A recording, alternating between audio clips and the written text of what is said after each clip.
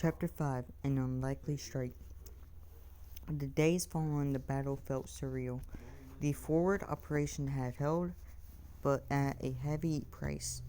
Carter couldn't shake the faces of the fallen from his mind, their eyes forever frozen, in that final moment of life. Even with Polish forces now embedded in their ranks, the losses were staggering, but life, as it always did, marched on. Carter found himself standing at the edge of the base, watching the soldiers, both American and Polish, work together to reinforce their defenses. He'd never imagined he would find himself so far from home, fighting a war that stretched across the continents. Yet here he was, thrust into the heart of the storm, one step closer to the edge of the world. Private Carter, Sergeant Lewis's voice called out from behind him. Carter turned to see his sergeant approaching, looking grim. "Sir, we've got an incoming message from command," Lewis said, his tone serious. "It's from General Dawson. Command wants us to hold this position, right?" Carter asked, bracing for the usual orders. Lewis shook his head. "No. This time, we're moving out. Command's sending in a joint strike force. We're targeting a Russian supply depot just north of here." Carter's eyebrows furrowed. "A supply depot? Why target that?" "It's the lifeblood of their operation," Lewis explained. "If we can hit it hard, we can cripple their advance. They're relying on that depot to keep their forces supplied, and without it, they'll have to pull back. It'll give us some breathing room." Carter nodded slowly. It made sense, but at the same time, he couldn't help but feel uneasy.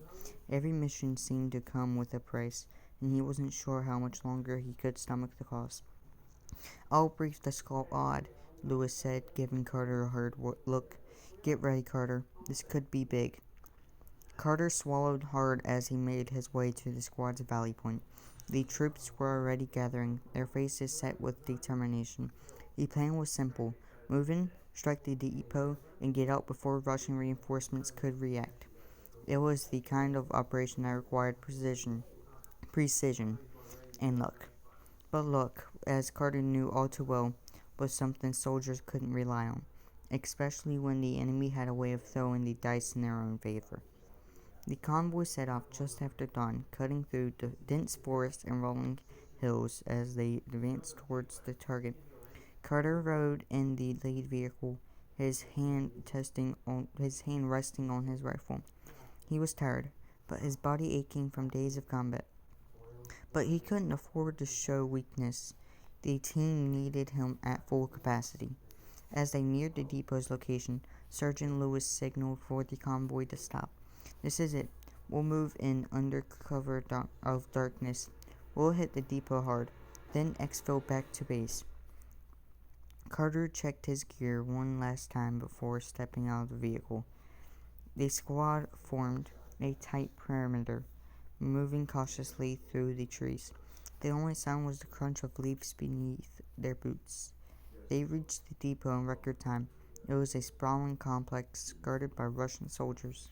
The air was thick with tension as the squad set up their positions. Carter's heart pounded in his chest as they prepared to launch their strike. "This is it," Lewis whispered, his voice barely audible over the rustling of the trees. "On my signal."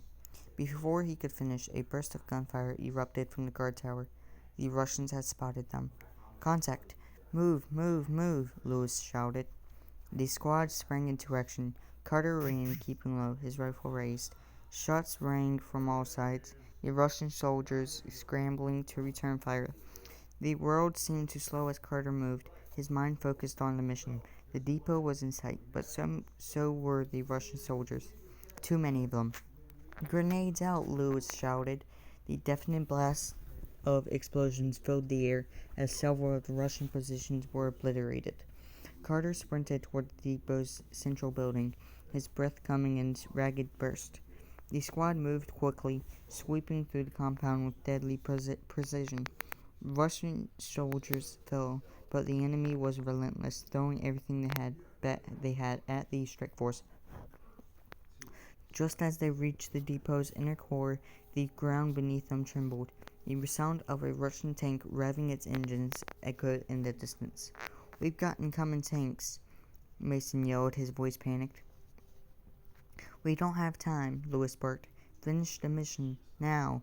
With a final push, Carter and the squad planted explosions along the depot's key structures. The countdown began. 5 seconds, Lewis shouted. They ran. The explosions rocked the earth, sending a massive shockwave through the compound. The depot went up in flames, sending plumes of smoke into the sky. The force of the blast threw Carter off his feet, his world spinning as the ground beneath him quaked. "Move! Now!" Lewis' voice cut through the chaos. The squad regrouped and sprinted back to the vehicles. The roar of Russian tanks groaned louder behind them. They piled in, and the convoy sped off, racing through the trees and back towards base. Carter glanced out the rearview mirror. The fire from the destroyed depot lit up the sky, a burning reminder of what they had just accomplished.